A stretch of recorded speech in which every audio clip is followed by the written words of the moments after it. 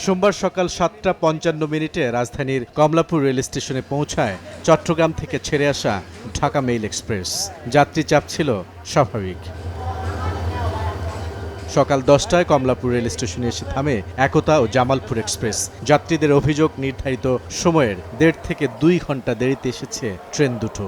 Rangpur express স্টেশনে আসে নির্ধারিত সময়ের ৪ ঘন্টা পর। ট্রেনটা আসতে লেট হয়েছে, অনেক ১ ঘন্টা লেট ছিল। প্রত্যেকটা স্টেশনে মোটামুটি লেট করে আসছে, আর শ্রীপুরে তো ১ ঘন্টা লেট করছে। পৌঁছানোর কথা সকাল ৬টার দিকে, এখন পৌঁছলাম ১০টা পার হয়ে গেছে। ট্রেন দেরিতে আসার কথা স্বীকার করে স্টেশন ম্যানেজার বলছেন, যাত্রী চাপ স্বাভাবিক আছে, স্কুল কলেজ খোলার পর চাপ বাড়বে। যাত্রীর চাপ মোটামুটি, একদম বেশি বলা যাবে না।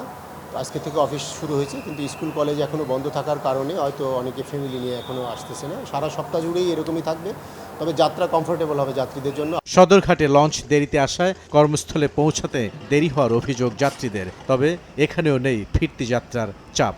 করোনা বা যে কোনো ভাইরাসের এগেইনস্টে ফাইট মানি ব্যাকট্রলের লেফট রাইট। ৬ ঘন্টা জায়গায় ৯ ঘন্টা লাগাইছে তারা। এই কারণে যারা এই লঞ্চ আসতে চালাইছে তাদের তেল বাঁচানোর জন্য।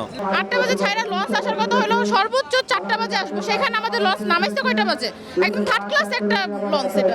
BIWTA বলছে, লঞ্চে ভিড় না থাকার অন্যতম কারণ ঝড়ের ভয়। এই পর্যন্ত ৫৪টা জাহাজ ফিরে আসছে। তো সুখবর হলো, যেহেতু দীর্ঘদিন বন্ধ ছিল, আসার পথে কিন্তু ধীরে ধীরে লঞ্চগুলি আছে, অ্যাট এ টাইম আসে না, যারা যাত্রীরা অ্যাট এ টাইম আসে না, যার কারণে লঞ্চগুলিতে তেমন যাত্রীর চাপ নাই। আমরা চেষ্টা করতেছি ঘরমুখ লোকদেরকে নিরাপদে তাদের কর্মস্থলে ফেরানোর সুব্যবস্থা করার জন্য। ঈদুল আজহার ছুটি শেষে সড়ক পথেও রাজধানীতে ফিরতে শুরু করেছে মানুষ। এখানেও নেই চিরচেনা ভিড়। বাস টার্মিনাল, রেল স্টেশন এবং লঞ্চ ঘাটে রাজধানীমুখী মানুষের সরব উপস্থিতি দেখা গেলেও অন্যান্য বছরের তুলনায় এবার নেই কোনো ভোগান্তি কিংবা উপচে পড়া ভিড়। অনেকটা স্বস্তিতেই যাত্রীরা ফিরছেন তাদের প্রিয় কর্মস্থলে। বুলবুল রেজা, সময় সংবাদ, সদরঘাট, ঢাকা।